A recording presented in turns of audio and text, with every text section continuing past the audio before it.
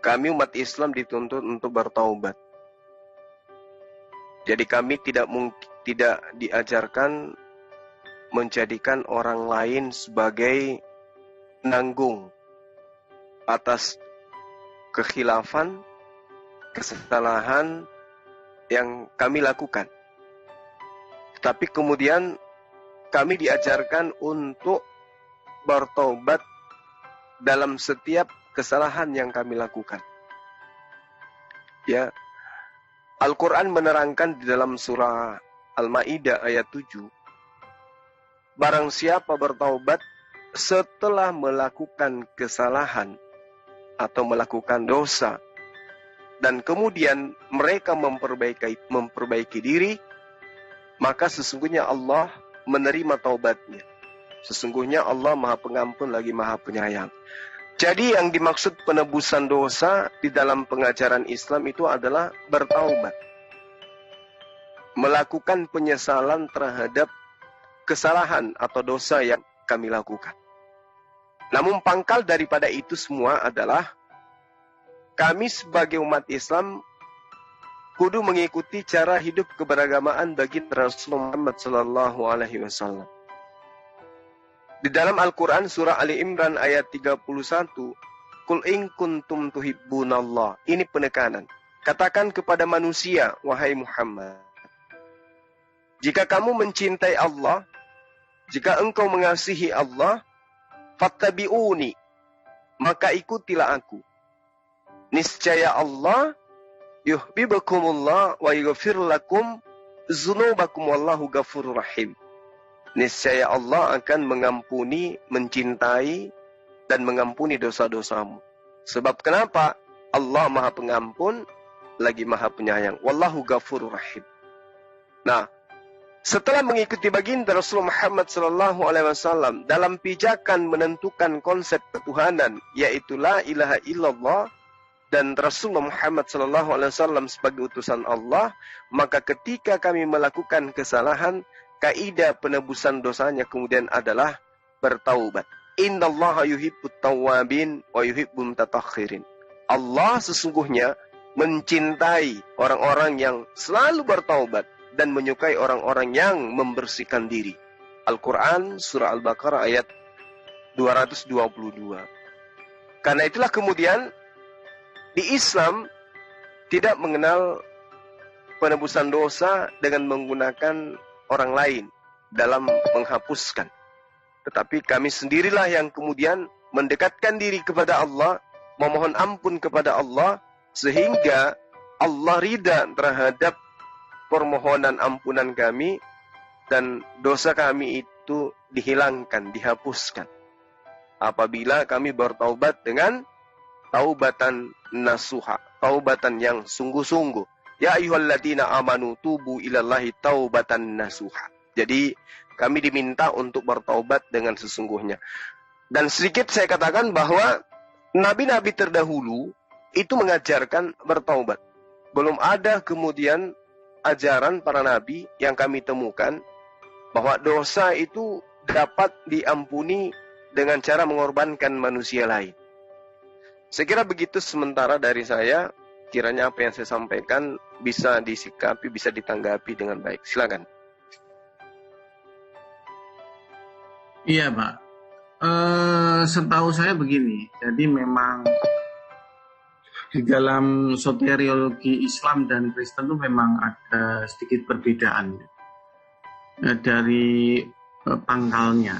Jadi kalau menurut Islam itu memang manusia itu memang naturnya atau kodratnya itu fitri.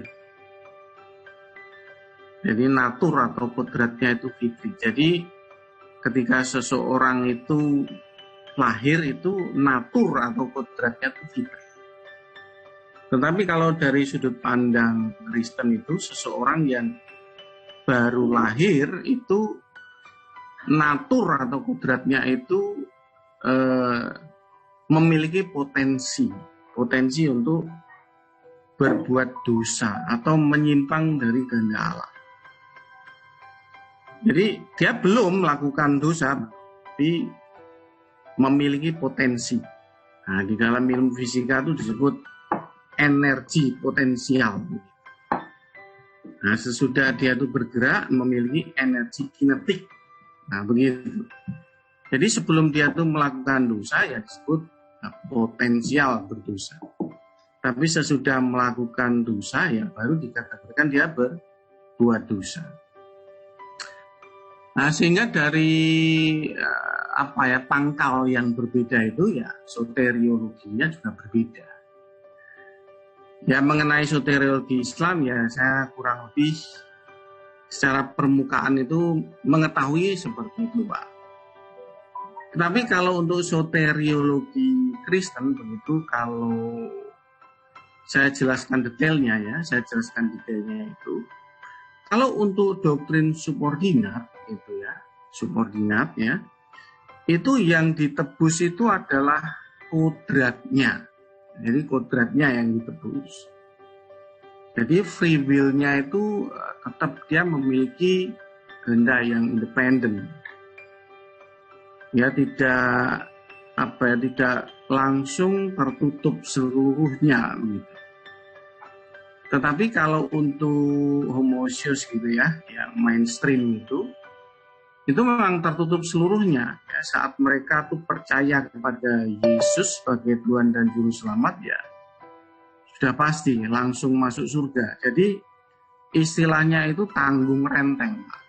Jadi untuk homoousios itu tanggung renteng. Jadi antara keselamatan, hidup kekal dan surga itu tanggung renteng, langsung gitu, bypass. Tetapi kalau untuk subordinat itu memiliki sekat. Memiliki sekat itu memiliki perbedaan. Jadi ketika dia itu meyakini bahwa Yesus sebagai Tuhan dan Juru Selamat itu, yang ditebus itu kodratnya. Jadi free will-nya itu masih memiliki peluang ya untuk yang bersangkutan itu tidak lolos di hari penghakiman.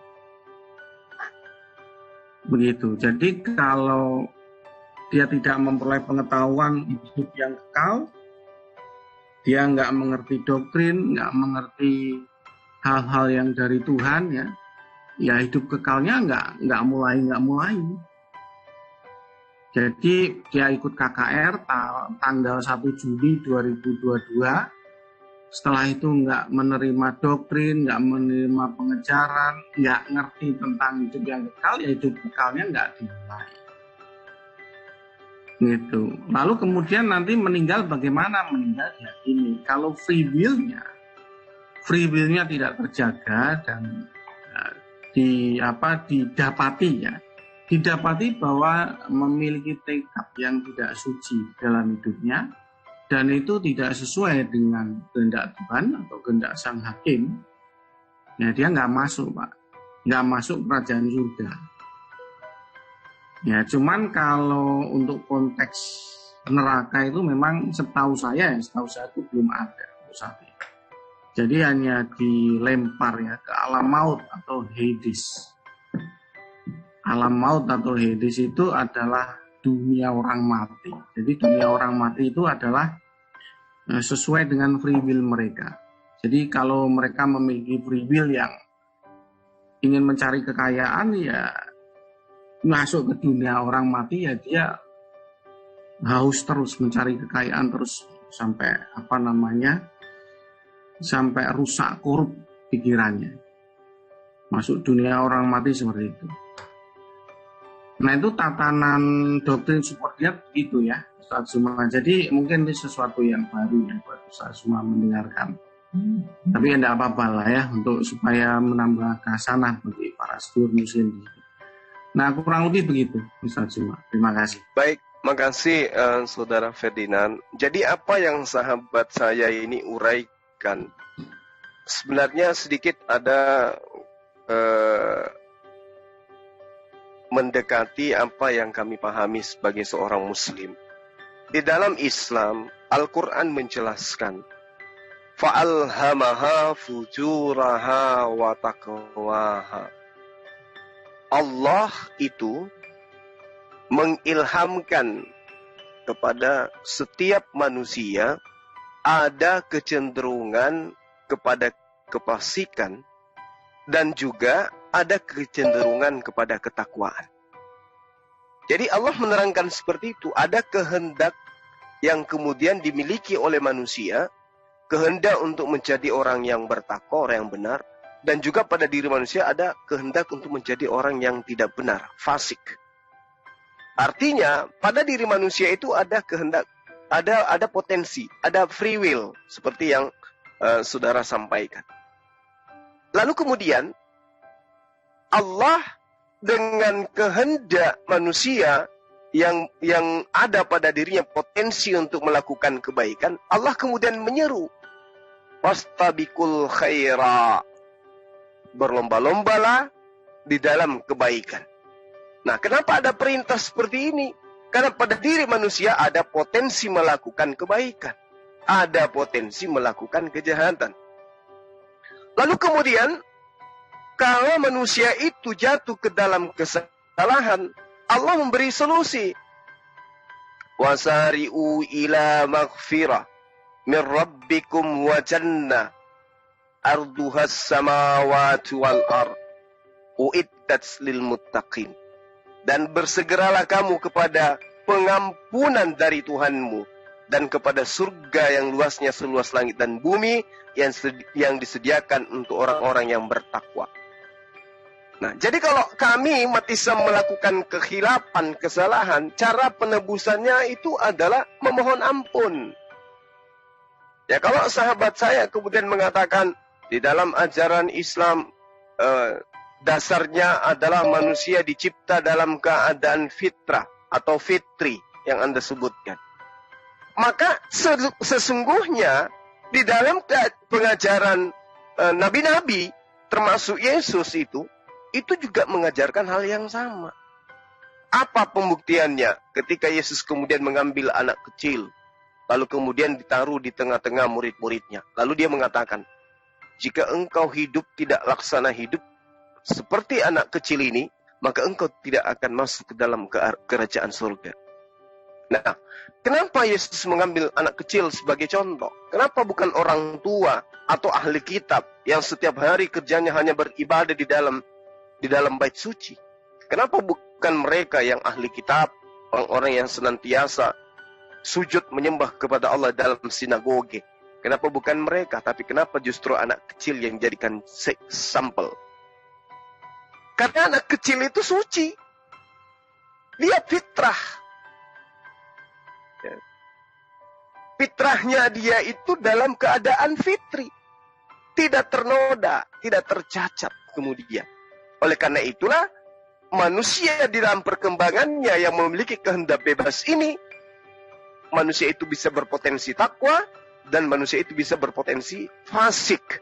Karena itulah kemudian seluruh rangkaian utusan Tuhan, ya, Nabi, Rasul, itu mengajarkan tentang pertobatan.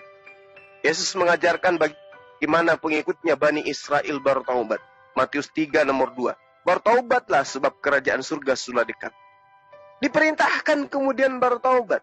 Karena itu poin yang utama di dalam kehidupan yang terkait dengan keselamatan. Kenapa?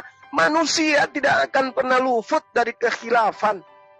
Islam memberikan solusi. Innallaha yuhibbut tawwabin wa yuhibbul mutatahhirin. Allah suka terhadap orang yang senang bertaubat, dan Allah cinta terhadap orang yang suka mensucikan diri.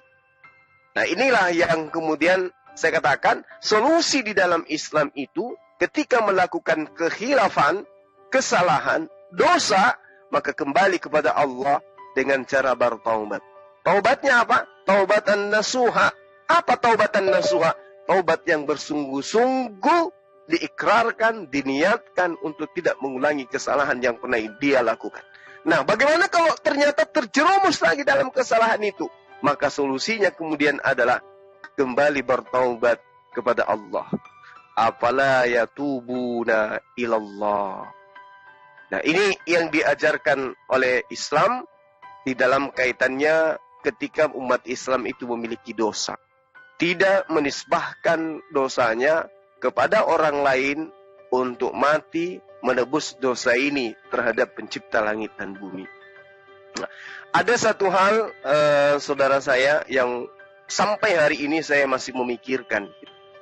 Saya harus mengungkap ini karena saya tahu sahabat saya beda dengan Kristen yang lain. Apa yang menjadi sesuatu yang saya pikirkan sampai hari ini, dan saya belum menemukan solusi cemerlang untuk mengkaji lebih jauh tentang masalah yang saya maksud. Bahwa ketika kemudian di dalam pengajaran teman-teman Kristen dikatakan bahwa Yesus itu datang kemudian untuk menebus dosa manusia. Artinya, kalaupun dia benar datang menebus dosa manusia, Yesus ini menebusnya kepada siapa? Apabila Yesus menebus dosa manusia, dosa kecil ataupun dosa besar, maka yang saya pahami, Yesus ini tidak akan masuk ke dalam surga. Ini pemahaman saya. Ya, mungkin kalau menurut saudara saya aneh, ya saya minta untuk diluruskan. Yesus itu memiliki sisi kemanusiaan. Dan sebagai manusia, dia datang ke atas muka bumi untuk mengambil semua dosa manusia. Menebus manusia-manusia yang punya dosa terhadap Tuhan dan mengambil dosa itu di dalam dirinya. Menjadikan dosa itu sebagai tanggungannya. Berarti Yesus memikul dosa-dosa manusia. Berarti Yesus yang kemudian harus bertanggung jawab terhadap Sang Bapa di atas. Karena dia telah membawa dosa ini. Nah, mungkin ada solusi dari saudara Ferdinand. Dosa yang diraup Yesus dari orang-orang yang percaya kepada dia, entah itu dia pembunuh, pesina, perampok, penjudi, pemabuk, dan seterusnya, itu ditebus oleh Yesus. Diambil dia dengan darahnya, dengan dagingnya. Nah, kalau demikian berarti Yesus ini adalah orang yang kotor. Karena sudah mengambil dosa-dosa orang. Memasukkan dosanya orang kepada dirinya. Dia yang menanggung dosa itu. Artinya kalau ibaratkan utang, orang yang berutang, lunas utangnya disebabkan karena Yesus yang menanggung. Yesus yang menebus dosa-dosa, utang-utang orang tersebut. Nah, kalau Yesus yang menanggung kemudian, berarti yang berutang sekarang adalah Yesus. Yang berdosa sekarang adalah Yesus. Dosa-dosa yang ditebus kemudian itu dilimpahkan kepada dirinya. Nah, sekarang Yesus ini yang menanggung dosa ini, kayak mana caranya menghapuskan dosa yang dipikulnya?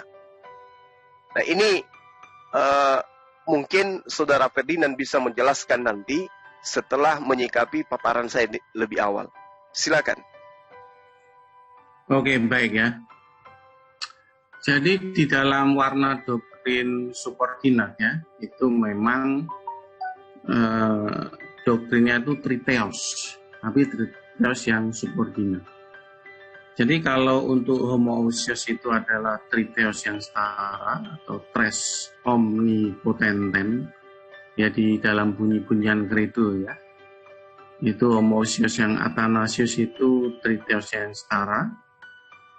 Lalu kemudian yang sering berdiskusi dengan Ustadz Juma ya, itu adalah oneness non praxeas ya. Oneness non praxeas itu Bapa, Firman, dan Roh itu. Jadi memang hanya satu entitas.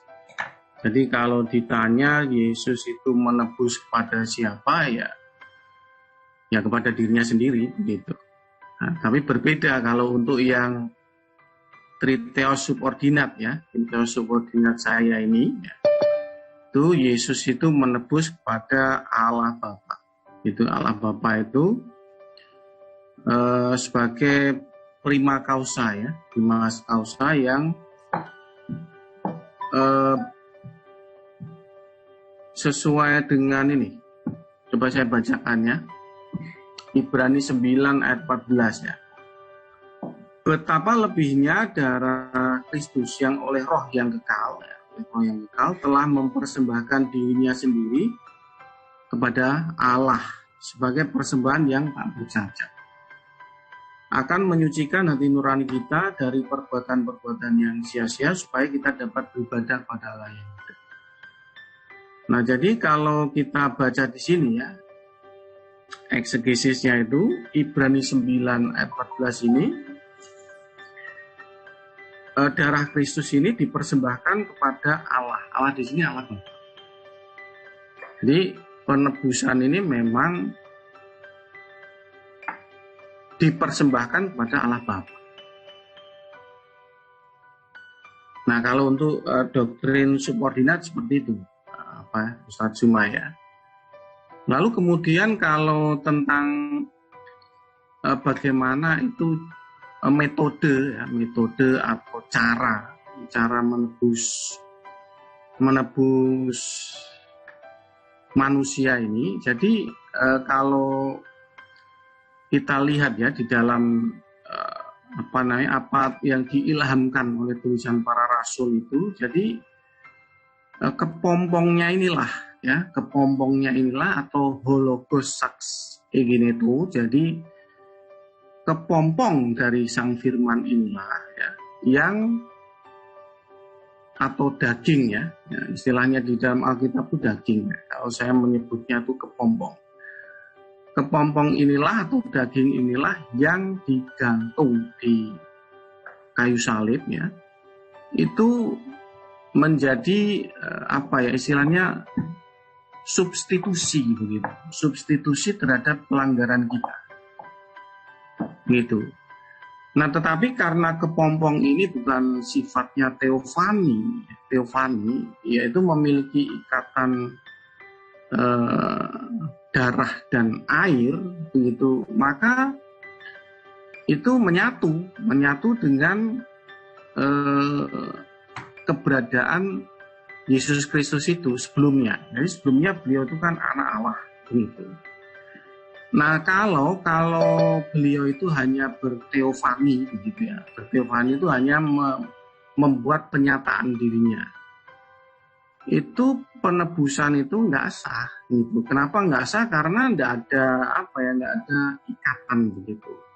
Ikatan darah antara kepompong dengan isi di dalamnya. Nah, ini contoh ya. Contoh itu tentang tafsir bagaimana Yakub bergulat dengan El. Gitu.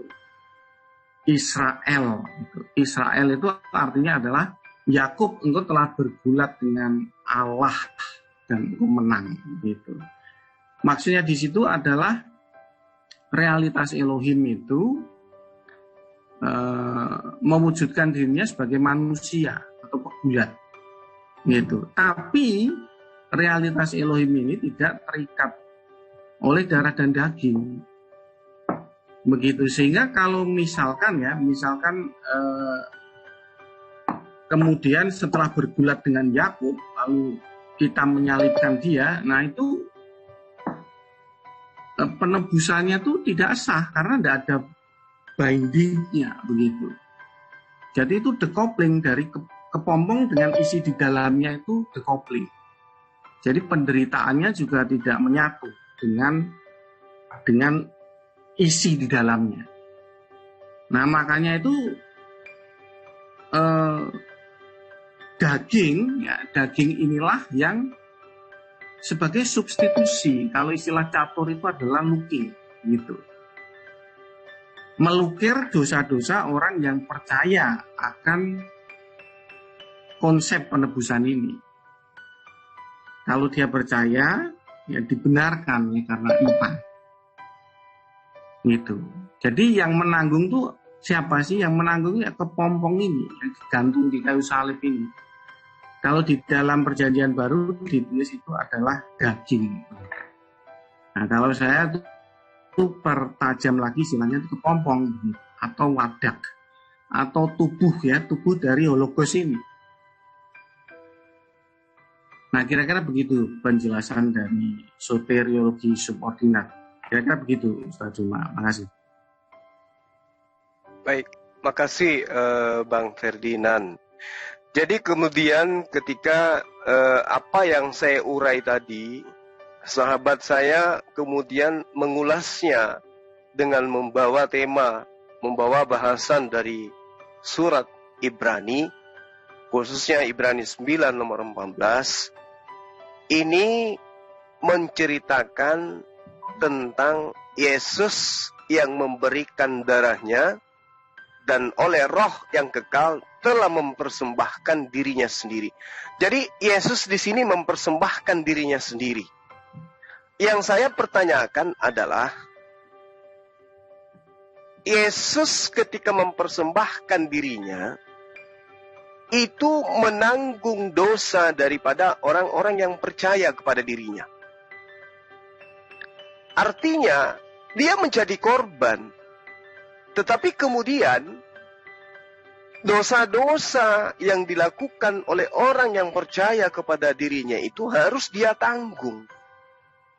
Sedangkan di dalam pengajaran kitab Ayub, kitab Mazmur, Amsal, Yesaya, Yeremia, Yehezkiel, bahkan Roma, Kolose, itu menjelaskan dengan tegas bahwa manusia diupah berdasarkan atas perbuatan masing-masing. Yesus telah menanggung perbuatan orang-orang yang melakukan dosa. Berarti berdasarkan data ini, Yesus ini adalah orang yang berdosa. Bahkan disebut di dalam penekanan Paulus, Yesus ini adalah orang terkutuk. Kenapa? Karena dia menanggung segala kesalahan. Oleh karena itulah kemudian berat Yesus itu akan ke sorga. Karena dia harus diupah berdasarkan perbuatan. Semua perbuatan dosa yang dilakukan oleh orang yang percaya kepada dia telah ditanggungkan kepada dirinya. Sehingga dosa ini harus diupah di neraka. Jadi kalau berdasarkan Ayub, berdasarkan Mazmur, saya sebutkan datanya, Ayub 34 nomor 11, Mazmur 62 nomor 12, Amsal 24 nomor 12, Yesaya 3 nomor 10 sampai 11, Yeremia 17 nomor 10 dan seterusnya.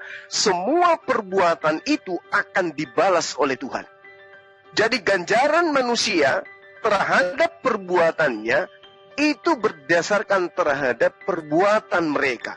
Karena perbuatan orang-orang yang ditanggungnya sudah ditangguhkan kepada Yesus, maka yang bertanggung jawab di hadapan Tuhan kemudian adalah manusia Yesus.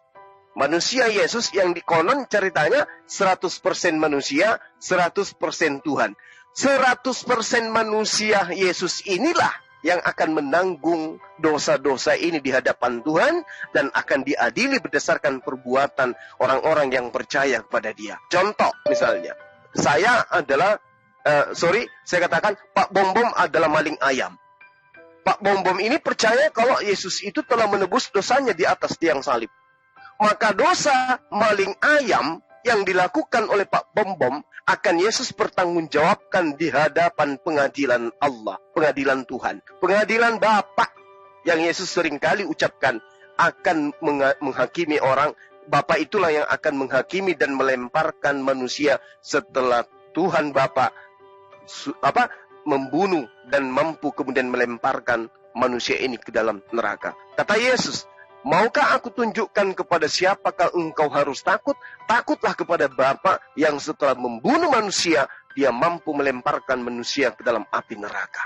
Yesus mati di atas tiang salib dengan membawa dosa-dosa orang-orang yang percaya kepada dirinya.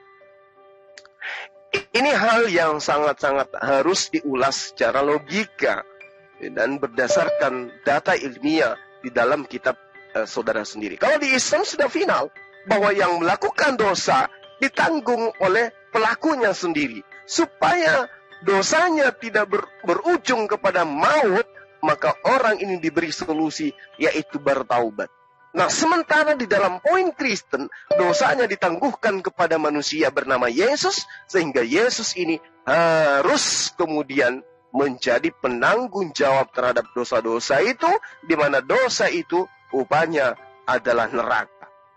Nah, saya masih berkesimpulan bahwa Yesus akan berat masuk ke sorga, karena dia membawa dosa-dosa orang-orang yang ditanggung. Sedangkan kita tahu orang-orang yang kemudian melanggar perintah Tuhan, seperti misalnya jangan engkau makan babi. Upah dari makan babi itu adalah neraka. Kemudian orang yang tidak bersunat akan dihilangkan dari kaumnya, dari sebangsanya, karena melanggar perjanjian kekal Allah. Itu diterangkan dalam kitab Kejadian 17. Kristen yang ditanggung dosanya oleh Yesus adalah orang-orang yang berkulub, orang-orang pemakan babi. Artinya Yesus menanggung sangat banyak dosa miliaran orang Kristen. Oleh karena itulah Yesus yang menanggung ini harus mempertanggungjawabkan dosa-dosa ini di hadapan Tuhannya. Di mana upah dosa itu? Di neraka, bukan di surga. Kesimpulan saya, Yesus tidak ada jalan menuju ke surga. Kalau konsep penebusan itu benar adanya.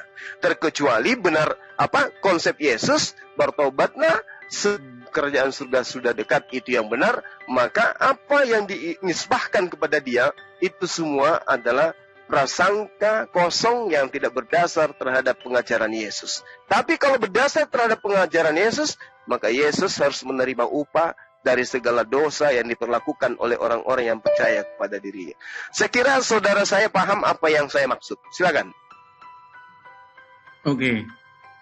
Jadi memang doktrin homoousios dengan subordinat itu agak berbeda, Pak. Jadi kalau untuk subordinat itu dia menerima Yesus sebagai Tuhan dan Juru Selamat itu, setelah itu langkah selanjutnya adalah dia menerima Roh yang suci sebagai sistem meterai. Jadi kodratnya yang semula itu cenderung berbuat dosa itu berubah karena ada Roh suci di dalamnya. Jadi naturnya yang semula itu suka maling ayam begitu, itu naturnya berubah. Dia suka bekerja, lalu dia suka membantu orang tua, dan naturnya berubah. Nah, kenapa naturnya berubah? Karena dia sudah menerima meterai itu atau Roh Kudus yang dijanjikan itu. Nah, tetapi tentu saja pintu free will-nya ini masih dia independen atau merdeka. Nah, free will-nya ini kelak itu yang akan membawa dia di dalam penghakiman gitu. Nah, kalau dia itu mendapat pengajaran yang tepat, mendapatkan lingkungan yang tepat, mendapatkan komunitas yang tepat, itu dia bisa menjaga free will-nya itu tetap terpelihara dengan baik dan suci. Nah, kalau dia free will-nya masih terpelihara dengan baik dan suci, tentu saja di hari penghakiman itu lolos. Nah, untuk warna doktrin subordinat itu begitu. Jadi memiliki separasi doktrinnya. Jadi memiliki pembedaan yang cukup jelas. Yang pertama itu adalah keselamatan. Keselamatan itu bukan untuk masuk surga. Ya betul, itu memang langkah awal untuk masuk surga. Tapi keselamatan itu adalah untuk menerima Roh suci sebagai sistem meterai yang menjaga dan memelihara dia. Yang semula itu cenderungnya itu menjadi hamba dosa, lalu kemudian berubah menjadi hamba kebenaran. Yang semula itu cenderung mabuk,